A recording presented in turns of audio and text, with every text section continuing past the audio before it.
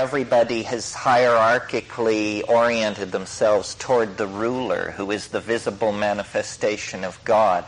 He owns everything, and it's always a he. So what has happened here is that in the absence of the mushroom, agriculture rather than pastoralism, city building rather than nomadism, and the aggrandizement of the ego have put themselves in place.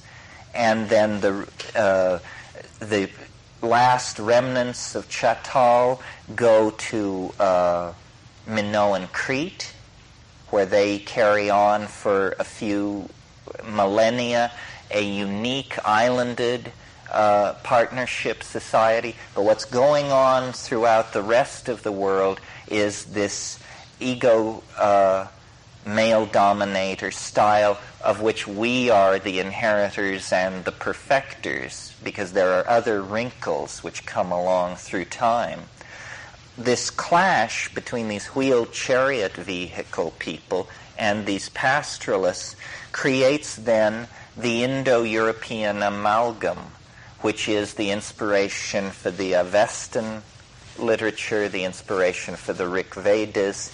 And what I want to say is that at this point begins a frantic search for substitutes for the original connection to the goddess. And what also begins is the sense of abandonment, the sense of existential embeddedness in history, the sense of loss of control. And plants like Amanita muscaria, Wasson's candidate for Soma, Pagamen harmala, David Flattery's candidate for Soma. This book that I asked Cameron to look at, some of the rest of you may be interested. This is the most recent important book about drugs to be published. It's called Hauma and Harmaline, and it's by David Flattery. It's Near Eastern Studies publication number 21. You can order it from UC Press on your credit card if you need a copy. And it will argue that Soma was not Amanita muscaria, that it was Pagamen harmala. And it makes a strong case. I mean, I regard now the whole question as totally reopened. Gordon Wasson was a lovely person and a great explorer, and his accomplishments in the Oaxacan highlands can never be gainsaid or naysayed. But he was slightly overeager on this Amanita muscaria business. Throughout the world, this dominator model triumphed. The only place where it didn't triumph in our cultural, in the threads that lead into our cultural heritage, was in Minoan Crete. And in Minoan Crete, the mysteries continue to be practiced, but over thousands of years, it retreated into ritual and then mere symbol. One of the peculiar features of Minoan religion is what is called pillar worship, the aniconic pillar that occurs in the center of every Minoan shrine, I believe, is the aniconic image of the mushroom. In the same way that the Shiva lingam becomes an aniconic image of the male sexual organ, the aniconic image in Minoan religion is an image of the mushroom. In the late phase of Minoan religion, there is no question that opium was the drug of choice. And in fact, the linear B tablets that Michael Ventris deciphered, they couldn't believe their eyes when they saw what the scale of the opium production. Well, if you know anything about opium and junk, you know it is what you take for pain, cultural pain, group pain, personal pain. The drugging of late Minoan culture is, I believe, a response to the slow death of the partnership society. Even at that, it is from Minoan religion that the mystical well springs of Greek religion spring. The pantheon of the Thracian Greeks, they were pretty hard-headed types. The mystical element in Greek religion, the Orphic element, the Dionysian element, the celebration of Persephone and Demeter, and all of that, those are Minoan threads brought in to Greek religion. And that's the last time that in our cultural line of development that there was access to the mystical tremendum. Wasson made an interesting case that what was used at Eleusis was ergotized beer. As you know, ergot is a smut that can grow on domesticated grains. And ergotized beer would be heavy with LSD-like alkaloids. As I read Wasson's work to write this book for Bantam, I was frustrated. Why, if you believe ergotized beer was the mystery of Eleusis, why don't you brew some ergotized beer and take it? And the answer is, I think that this would be pretty scary. Eleusis operated for 2,000 years. Every September, several thousand people were exposed to the mystery in an inner sanctum called the telesterion. I find it hard to believe that you could give ergot beer to a couple of thousand people once a year and not have the mystery get a certain reputation for being dangerous, because ergot is dangerous. If you in the Middle Ages, there were outbreaks of ergot-infected rye. In fact, there was one outbreak in France in the 1100s where several thousand people died. Well, now, there are arguments to this, and people can say, well, there must have been a strain of ergot that produced psychedelic alkaloids in great quantity and didn't produce toxins very much. Can anybody come up with a strain of claviceps? This is ergot. Can anybody come up with a strain that won't kill you if you miss the mark? He talks about it, but they never got down to the acid test. They never brewed it up and did it. Now, Robert Graves, who was the guy who turned the Wassons on to the idea of going to Mexico to look for mushrooms, he had an entirely different idea, which Wasson mysteriously fails to even mention in his book on Eleusis. I think he should have at least denounced the guy's position and showed what was wrong with it. What Graves argued was, he said, at these mystery sites, they're always drinking something. And they always publish the recipe of what they're drinking, and the ingredients are always the same: water, rye, sugar, a couple of other things. And he said that this recipe was an ogham. Do you know what an ogham is? An ogham is where you have a list, and the first letter of each item in the list spells a word. It's an old Irish trick, and it's a mnemonic trick. He said that the recipes for ergot were an ogham, and if you arranged the ingredients, you could always spell the Greek word mykos, mushrooms. So he said, all this stuff about barley and all that, that's just nonsense. They were eating mushrooms. Evidence is thin, but there is some evidence. In A.B. Cook's book, Zeus, there's a picture of Triptolemus, who is a figure in the Demeter mysteries, holding what seems very clearly to be a mushroom.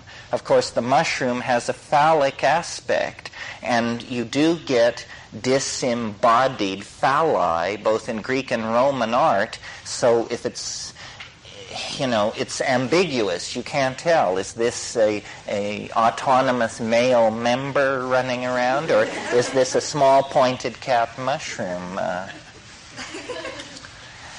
In any case, whatever was being done at Eleusis, that is the last contact we had with the mystery. And by that time, opium was a drug that was used in the ancient world. We view opium as virulently addicting. However, it wasn't noticed that opium was addicting until 1600, when John Playfair, in a book of his, mentioned the addiction syndrome. It was used for 3,000 years with nobody noticing that you could get hooked on opium. So the virulence of the addiction is somewhat overstated. I mean, I myself have smoked opium many days and weeks in succession, and then gotten on an airplane and flown to some benighted country where they didn't have opium, and it was no problem. I mean, you just forget it. Addiction to natural substances, with the exception of tobacco, is something you really have to work at. But the abandonment of this partnership society in Africa set us up with a longing, an itch that we have to scratch. And this is why we are the addictive creatures that we are. Why I said last night we are the children of a dysfunctional relationship to the past. We were literally torn from the bosom of a relationship that held down pathology in our species, because the ego is a pathological state, extreme ego inflation.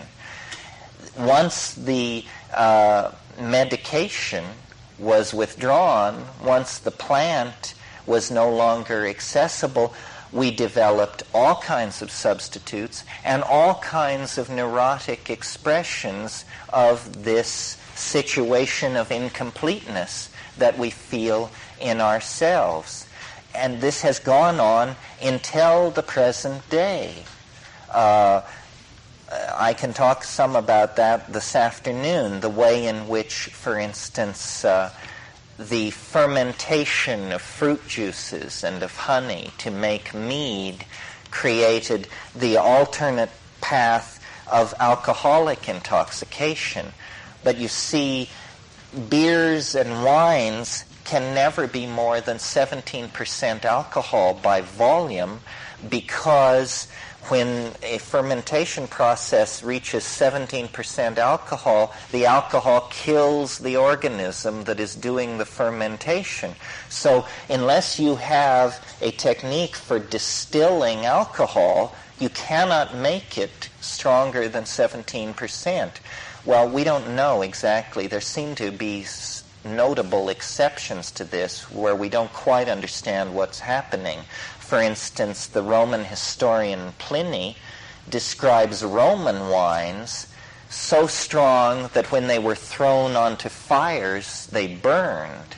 This seems to indicate some kind of distillation process, and it has been speculated that with a simple bell-shaped apparatus, you could put wool in the top of it and very laboriously wring distilled alcohol out of wool.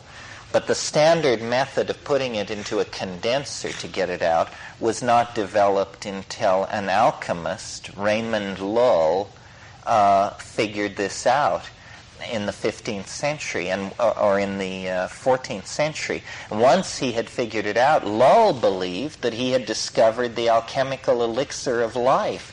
He, on the basis of his invention of distilled alcohol and his drinking of a large amount of it, he proclaimed the imminent end of the world. He felt that, when you have dope this good, can Christ be far behind? And he urged other people, friends of his, alchemical colleagues, to also experiment with this, which they did very successfully. And this is the basis for the cordials and the brandies and all of this stuff that we're familiar with. there is something really insidious about synthetic drugs, about concentrating what is a vegetable essence and very diffuse. Opium was no problem until morphine came along. Morphine appears hardly a problem in the context of heroin. Heroin was invented to cure morphine addiction. That was the idea with it. Coca, as you know, has been used for thousands and thousands of years without a problem. Cocaine very quickly develops into a problem. The enthusiasts of cocaine in the 19th century, Freud and his school, were riding on the great wave of optimism about cocaine that clustered around it when it was found to be a local anesthetic. The other thing is, peculiar routes of administration have been created. The enema is a natural route of administration that was created by Amazonian Indians thousands of years ago because they had rubber, and they figured out that, they could avoid vomiting and toxicity by using enemas. The hypodermic syringe was invented in 1856, just a few years after the invention of morphine, and just in time for the American Civil War and the Franco-Prussian War, just in time to inject a lot of morphine into wounded soldiers and then release them into the American and European population as morphine addicts. That was the beginning of that. It came out of the simultaneous wars on two continents. Coming into the 20th century, amphetamines were invented in the late 19th century. All of these synthetics, and they seem to push our buttons in a way that these natural compounds don't do, and you get serious addiction syndromes, especially when you use these new routes of administration.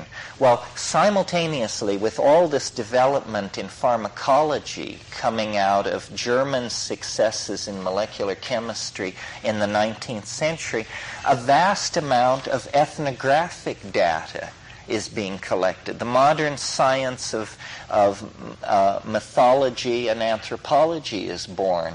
So in the 20th century, we suddenly get a huge amount of anthropological data about strange plants being used by strange people in far-off corners of the world.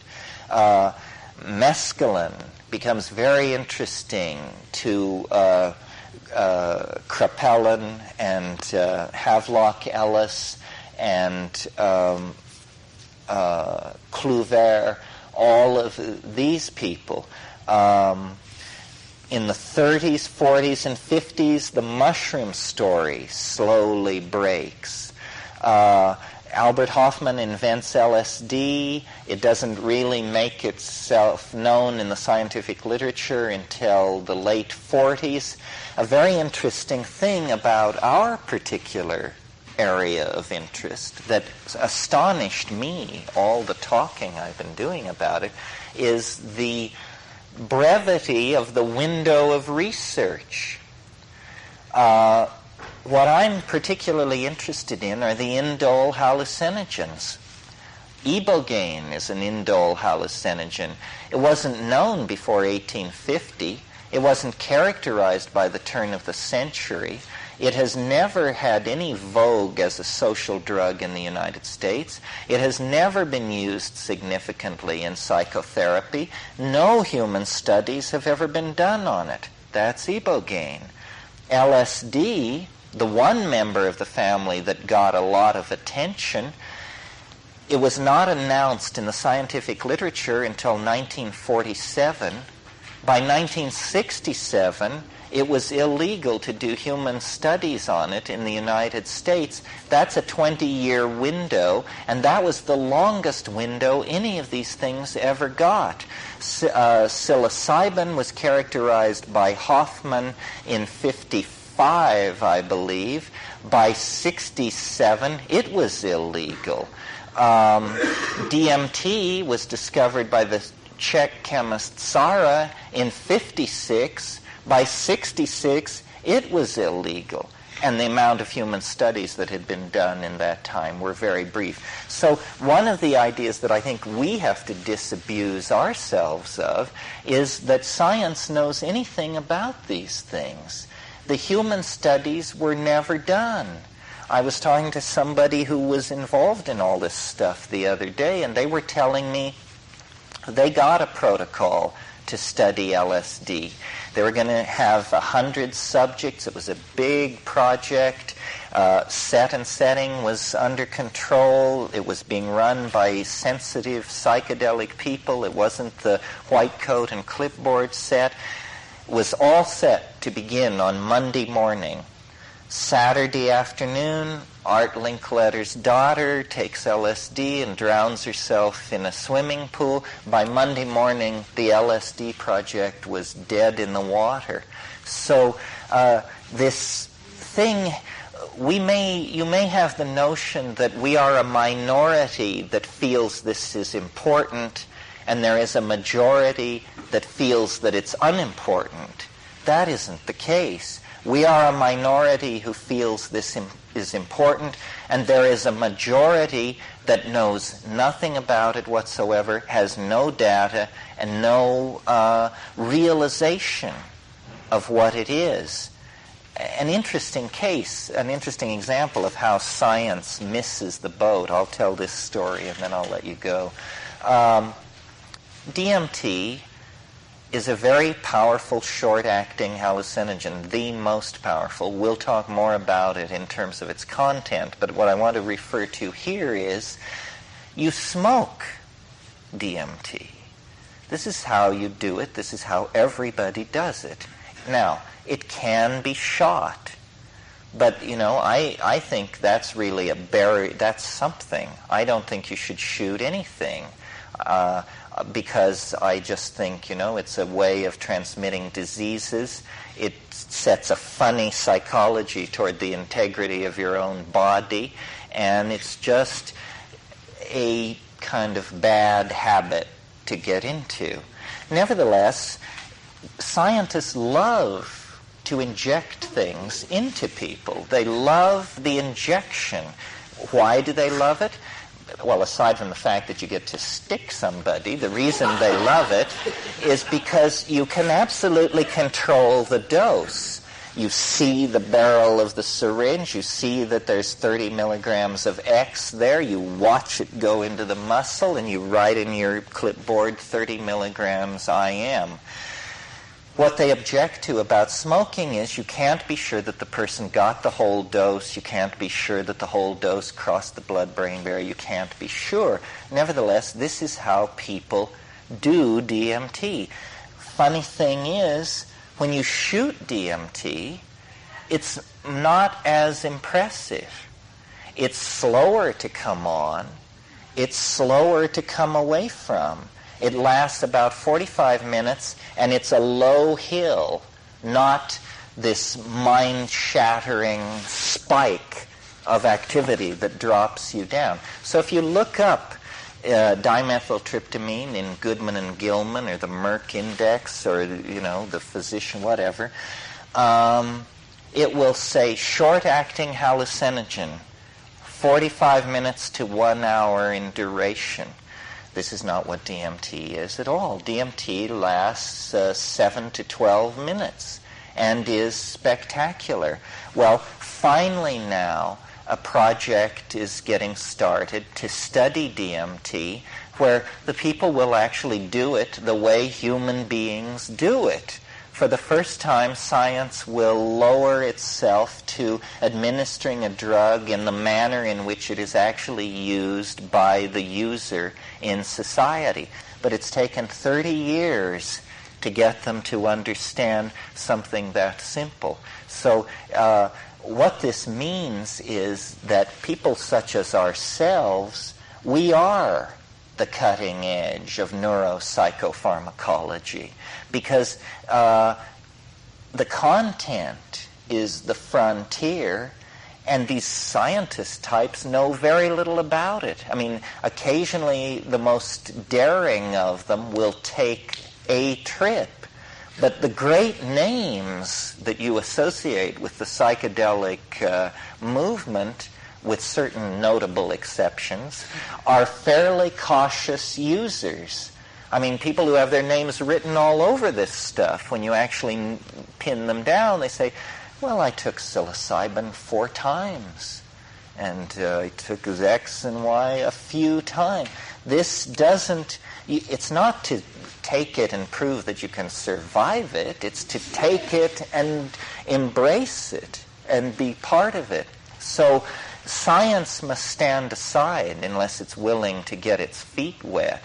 This still belongs to courageous individuals who are willing to put their body-mind system on the line and then draw conclusions from it. So in trying to inspire you to do research, to think about ways in which whatever your specialty, if you're a medical researcher, a neurophysiologist, a therapist, a chemist, an anthropologist, a linguist, whatever you are, don't be in awe of science. Science has nothing to say here. Science is a puppy dog lagging behind the train. This is an issue where the people are forcing the focus. Well, I think that's enough. The time slipped by. You weren't violent enough in insisting on interrupting and asking questions. We'll go through more of this. This is the basic notion that I want to put across, that a disturbed symbiosis in prehistory is what makes the hallucinogens so important in the present, because now, knowing what we know, we can restore that symbiosis. We can take up where we left off at Eleusis, at Çatalhöyük, and at Jericho. We can reclaim what has been lost since Eden. We'll meet here at 4. Thank you.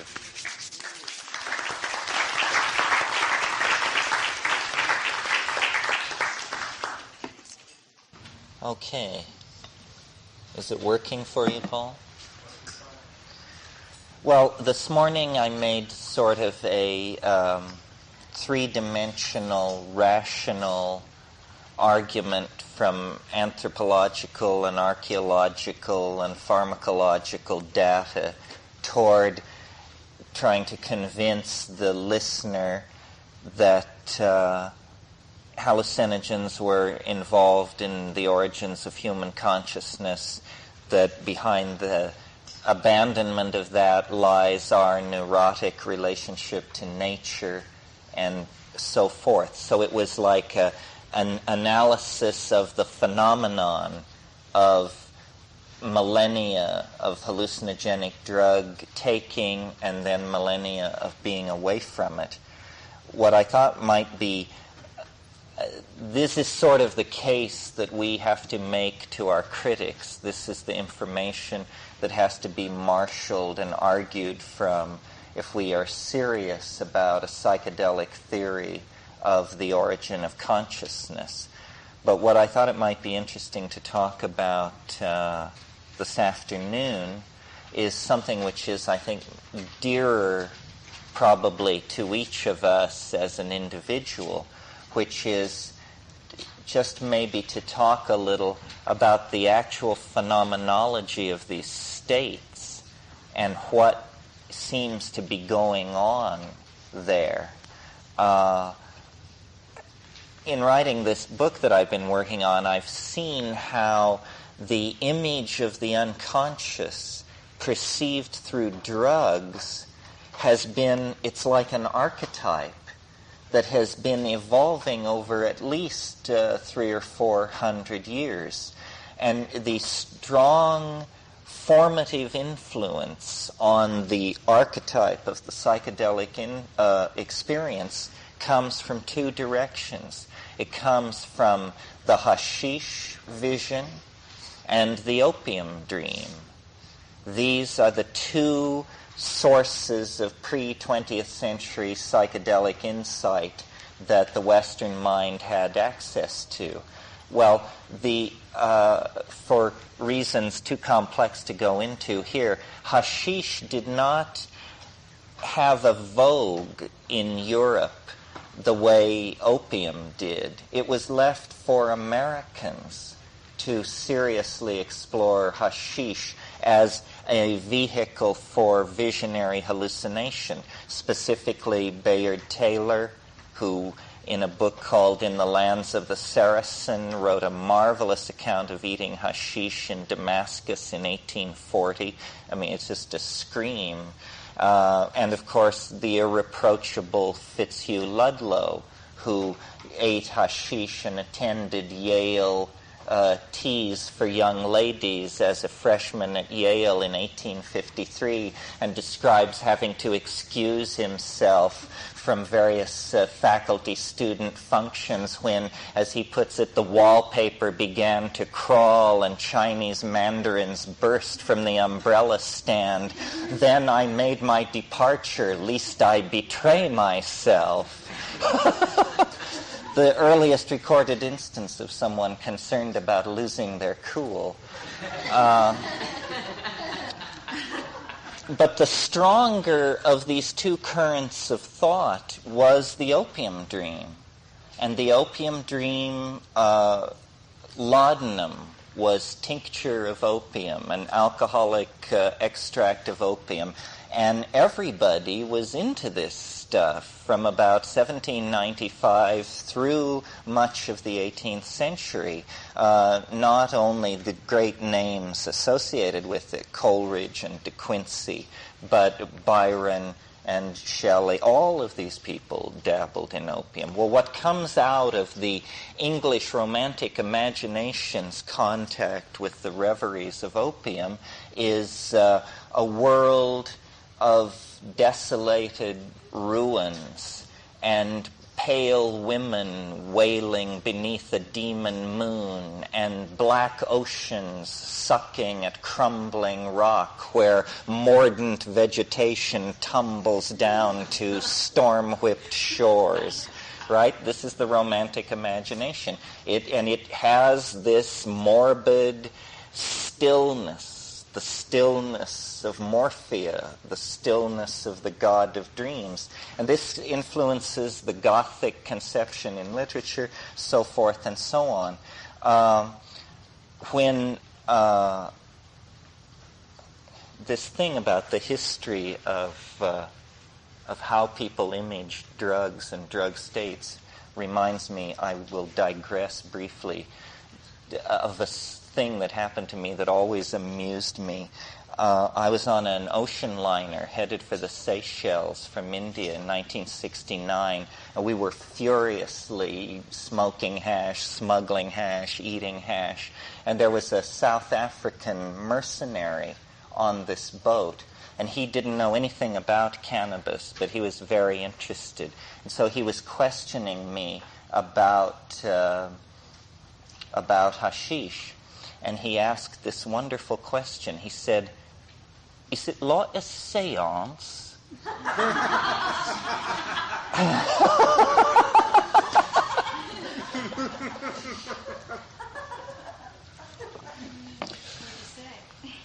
Sort of. This question told me a great deal about him and didn't give me a lot of hope that he would turn into a hardened hash head. So, see, what this is saying is that our images of the transcendental realm that we inherit from the past inevitably color whatever manifestation of it we encounter in the future. So for him, the transcendental realm meant table-tapping parties that his mother used to hold in Jayburg. So this prompted the question, is it like a seance? So you levitate instead of the table. That's right. So, coming into the 20th century, that was it, the hashish and the opium thing.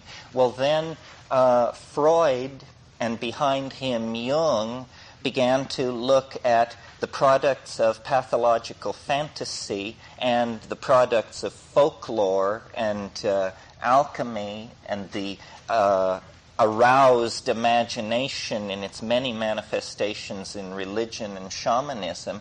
And they proposed, then there was a widening of the notion of this other realm. And as LSD was developed, this was what was in the minds of most of the people who were dealing with LSD. They saw it as a searchlight that could be turned on to illuminate the dark regions of the unconscious.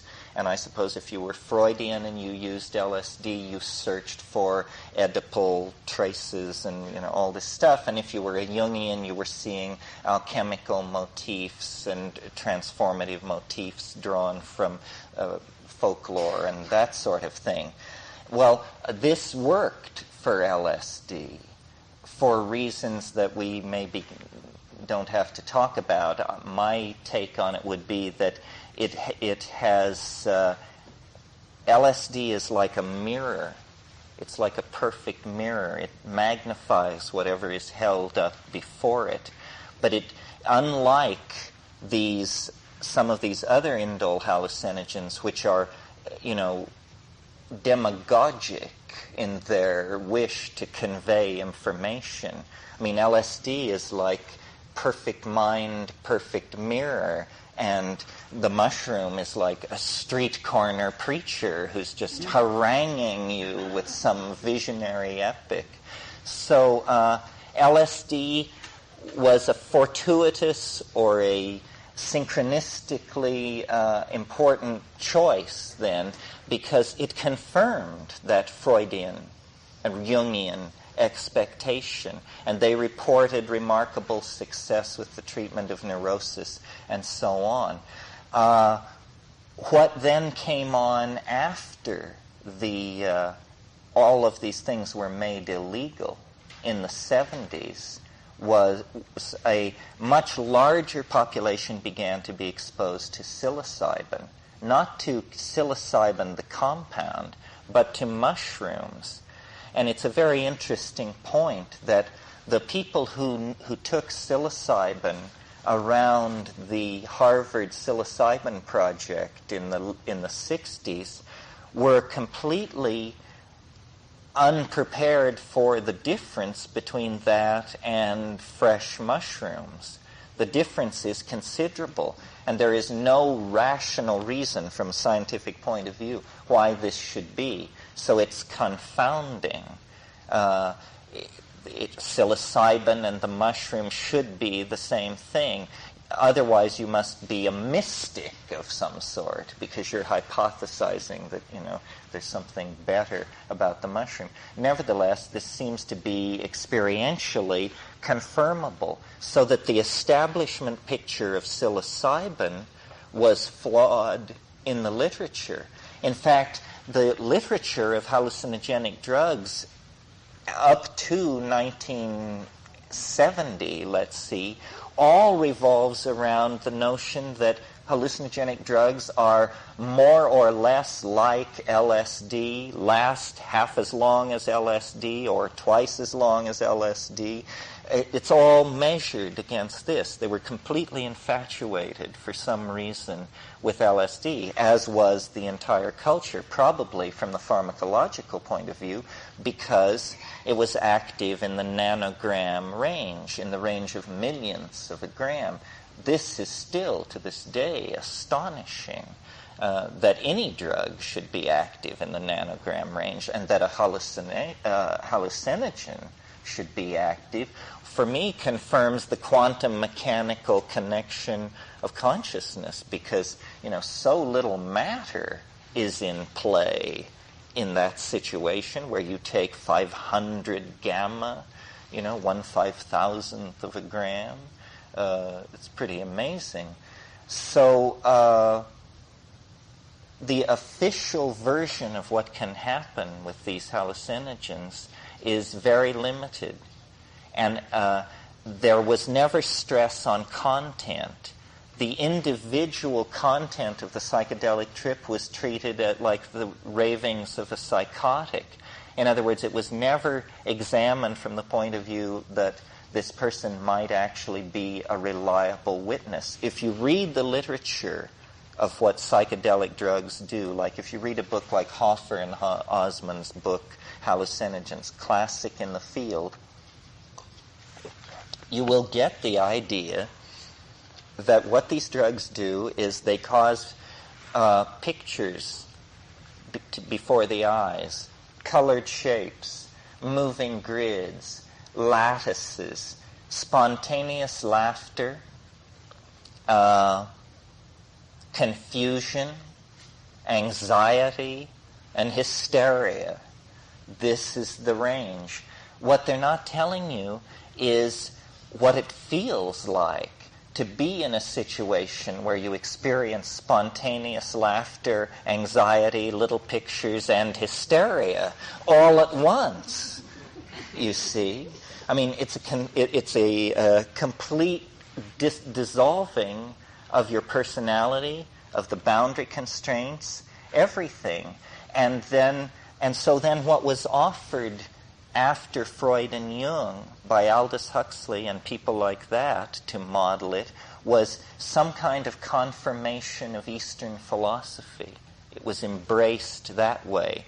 And it was said that we should read Meister Eckhart and the Upanishads, particularly the Mandukya Upanishad, and that we should sleep with the Tibetan Book of the Dead at our elbow, and that a lot of thought given to ego loss and the white light and this kind of thing. Well, this now, to me, seems fairly superficial. In a way, it spawned a whole renaissance in Far Eastern studies, but those people are not very psychedelic. And the people who used those metaphors seem not to be present in the field anymore. So then in the 70s, I tried to launch a meme based around the idea that these things were extraterrestrial pheromones, that they were in fact highly engineered message units from intelligent species that by some strategy had penetrated this sector of the space-time cosmos with a technology that allowed them to essentially engineer a virus-like, information-bearing, biomechanical device which could be bled into the ecology of a planet and would summon out of that planet intelligent organization after 1 million years or so. And I'm still not entirely uncomfortable with this idea. I mean, there are reasons to wonder. More recently, a counter meme has come forward that offers another possibility.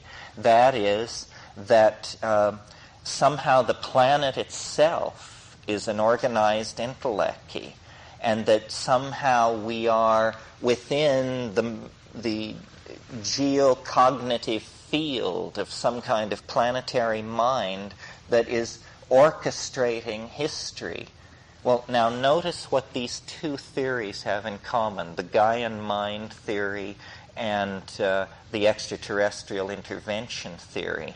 They are theories that come forward out of a need to account for the presence in the psychedelic experience. This is not something that LSD ever talked much about. If people were encountering aliens, they were doing so in a highly idiosyncratic and non-repeatable way.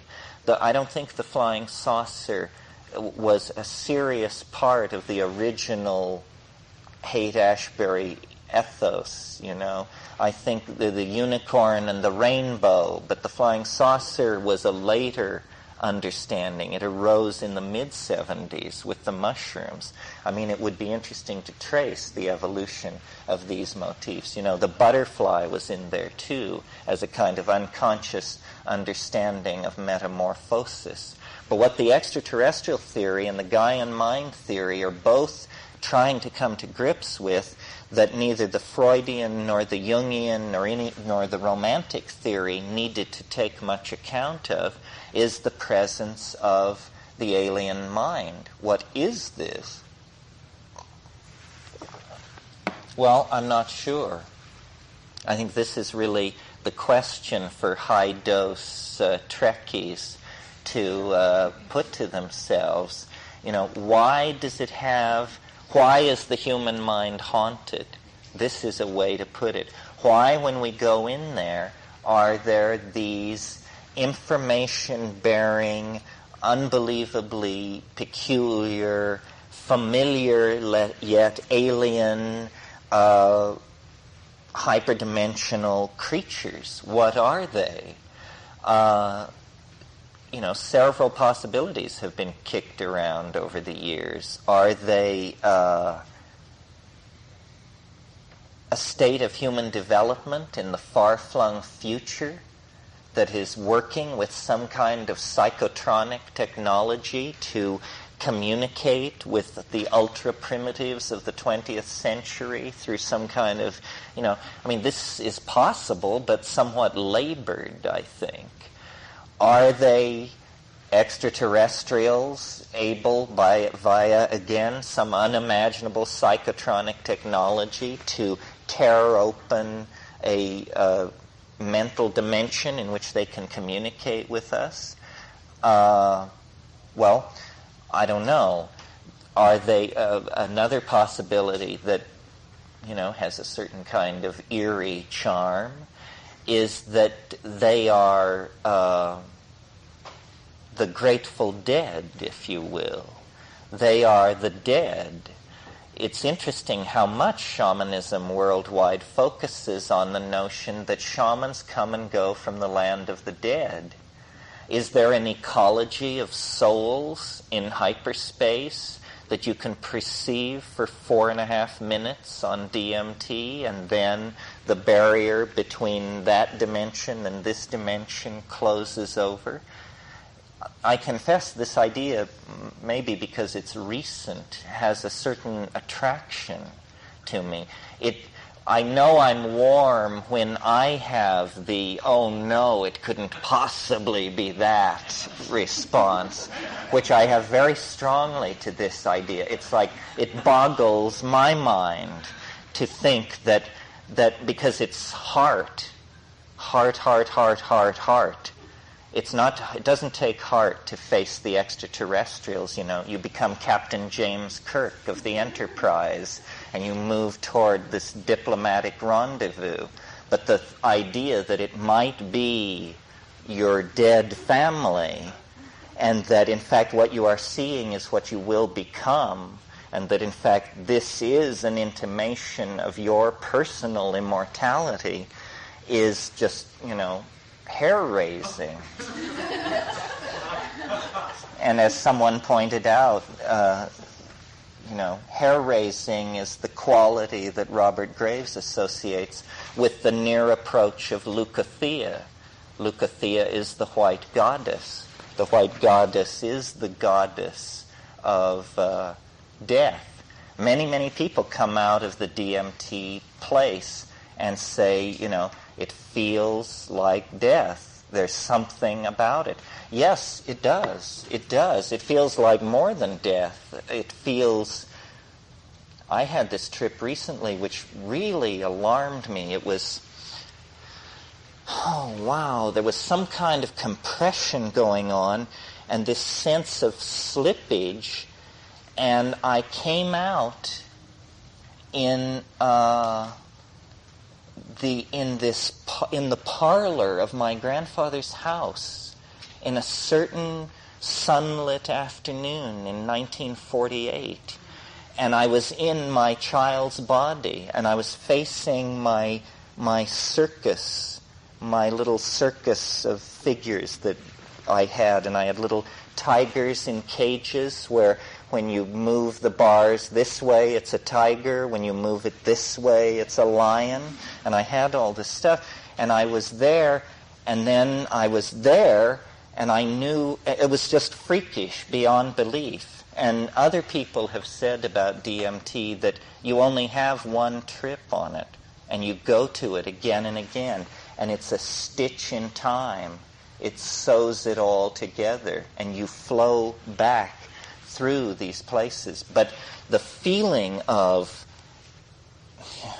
not death exactly, but just the skewedness of it all, what was happening to time and space and mentality and association and my psychic relationship to all these intervening events. I mean, it felt like time travel. It felt like the real thing. I would hate to have it be more real than that. In contrast to the ordinary DMT flash, where what happens is you break into this space where these things are that I've sort of facetiously called the tykes.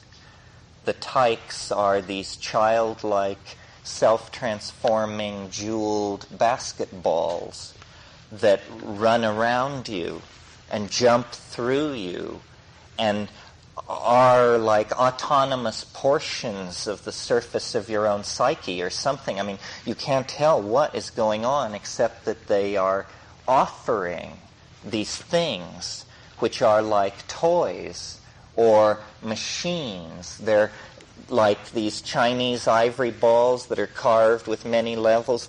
And you look at these things, and the immediate emotion is astonishment bordering on heart attack, and then they just take it away, and then they show you another one. And they're showing you this stuff and trying to convey something.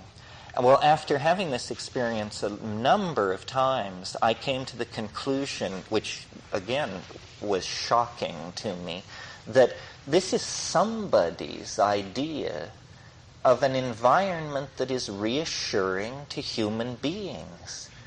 This is the equivalent of a playpen, where you hang brightly colored plastic things above the crib so that the baby will hit at them and learn hand and eye coordination. So that when you come through into this place and there's the elf hooray, which is the thing which greets you as you come through, there's this yay, and then they have you, and they say, okay, now we have you.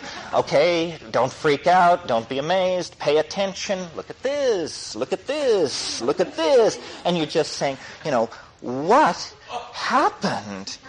A minute ago, I was somewhere, we were talking about a drug, we were thinking of doing it, somebody had a match. Now, what is happening? And they're saying, forget about that. Look at this, look at this. And they're singing in this rhyming language which you see. You do not hear it, you see it. The entire geometry of the space in which you're in is conformational syntax that is contorting itself through these fractal regressions. There's no time, there's no space. These things keep moving in and out of your body. They keep telling you they love you. They keep telling you to pay attention, to remember, to remember, to remember. And at that point, you're just falling out of it, falling backward. Everything melts, everything collapses, everything turns to slush, it falls away. There's eidetic revisionism, and then you can't remember. And you say, what happened? What happened? It's not like it's like being struck by lightning. It's like what this room would be like if a fighter plane came through the roof. It's that all hell breaks out for like 3.5 minutes, and you cannot make any sense whatsoever of it. You cannot correlate it to a drug. A drug? Are you kidding? The other thing is, it hasn't affected you. You are yourself. You are saying, holy shit, what is this? You're not blurred. You don't have all kinds of but what has happened is the sensory input has gone hyperspatial, 100%, just zing, and there you are. And this doesn't fit. into any of these models about the cheerful probing of the layers of the unconscious, racial or personal. This is a breakthrough into some kind of parallel continuum somewhere, somehow, that is so beyond the paradigm of the cheerful men in white coats who run our world that it just absolutely, as I said, makes your hair stand on end. This is repeatable. This is not, I'm not leading a flying saucer cult where we wait in cornfields with high hopes. All you have to do is have the guts to, push the button and the floor you're sitting on will disappear and you will fall through into this place. How do they keep the lid on this stuff? This is what lies behind this cheerful historical recitation of argument this morning, that the human world is tangential to some kind of appalling mystery, unexpected, not even clear that this has anything to do with spirit and love and being good or any of that. It's just some kind of weird thing that our languages, our culture, our religion, our perceptual biases have caused us to not see at all. And so then we've constructed a fantasy world. A world based on empiricism, three-dimensional linear rationalism, and above all, a world constructed on not getting stoned. They say, just stay away from that. That is the edge of the world. There be dragons. They're right. They're right. We are no smarter than the people of 13th century Europe who feared to sail west because they knew that the edge of the world lay there.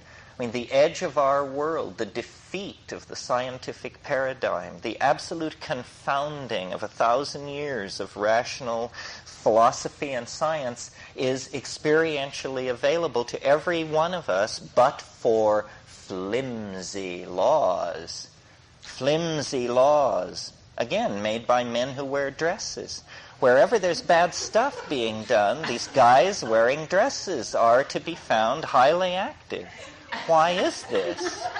Why is this? The church and the judiciary are, in this weird lock on the evolution of the human mind. It has to do with new ideas. New ideas are bad news if you're a control freak. They spell trouble, some kind of trouble. And it doesn't even matter what kind of new ideas. I mean, to the Roman Catholic Church, Protestants loomed like, a psychedelic revolution. The notion that people should seek in their own hearts for guidance from God. What kind of heresy is this? This is what we have the church fathers for. This is what we have ecclesiastical councils, great universities. God's ways are obscure. The unaided human individual, uneducated, cannot be expected to know God's ways. We will explain it to you. Well, Protestantism then was, the cutting edge of something happening. Now, a somewhat different situation prevails. Each thing, becomes its own antithesis. Each thing kills the thing it loves. So,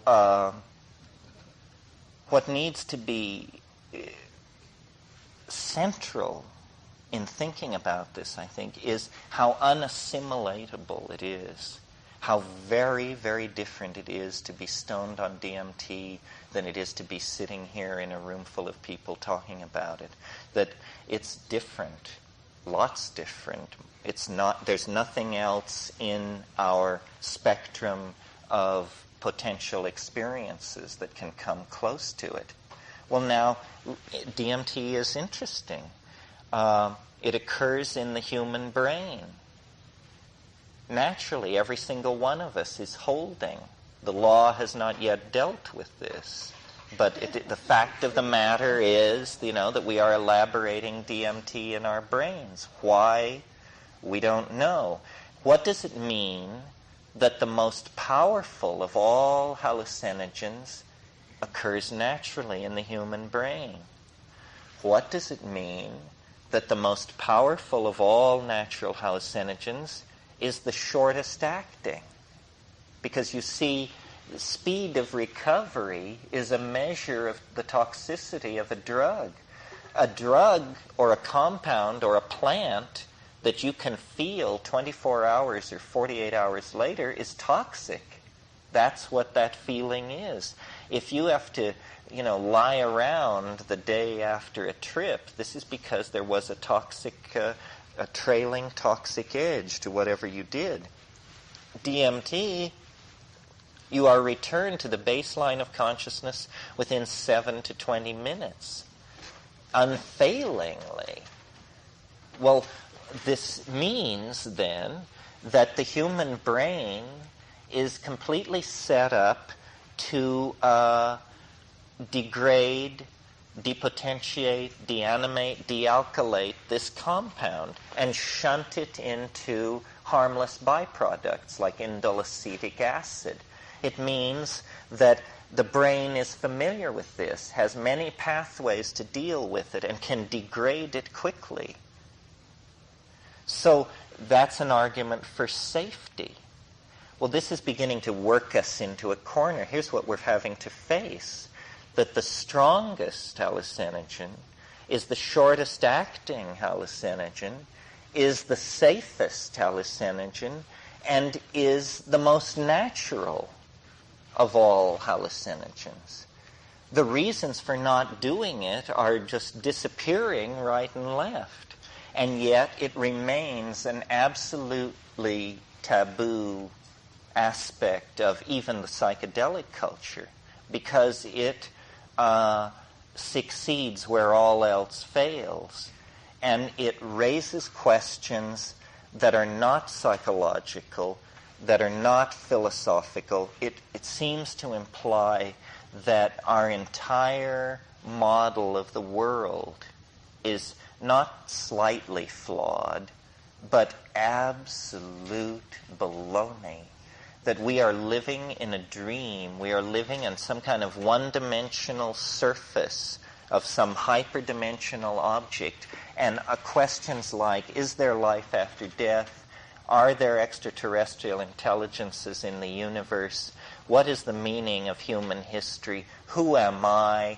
All of this is a product of lower dimensional language, unable to conceive of this object which we are now in a position to explore. This is some kind of thing which we are discovering. It's so large a discovery that it takes a century or so to even figure out what this is. I mean, while we're dredging the Bermuda Triangle for flying saucers, while we're training our radio telescopes on Zeta Reticuli, while we're doing all this stuff, looking for the message is exactly where you would expect to find it, present in the human mind as the transmission of some kind of entity for which the laws of physics and the confines of matter mean nothing. And life and death seem to be nothing. 2 or 3 centuries ago, this would have just simply been called God Almighty. I don't know. I don't think that it is the God that hung the stars like lamps in heaven. That is a very large God. The stars are vast. But something is going on this planet around the issue of biology. Something has broken through here. Some kind of higher order organizational process is in play that is larger than the human species, larger than the historical damage we have done to the planet. Something is going on. And I think that we are reaching the cultural stage where if we can sufficiently decondition, we can understand what it is. It's something about the biological integrity of the planet and cognition and ourselves as instruments of something that wants to manifest itself through the release of energy and the control of matter in some form. I mean, it's not clear whether we are preparing to build spacecraft the size of Manhattan that are going to go off to the stars and win an empire along the Milky Way, and that is our destiny, or whether we can go inward and, place our entire world in a single grain of sand and leave that grain of sand on an Indonesian beach somewhere and just retreat from the planet into some other dimension that we will create. Perhaps we can build a module and bury it on the moon and then radio transmit ourselves into its interstices and live in a simulacrum of a real world forever as a penance for what we did to the planet. I mean, the scenarios are endless because the cultural dimension that opens ahead of us is the imagination. That's what all this stuff is.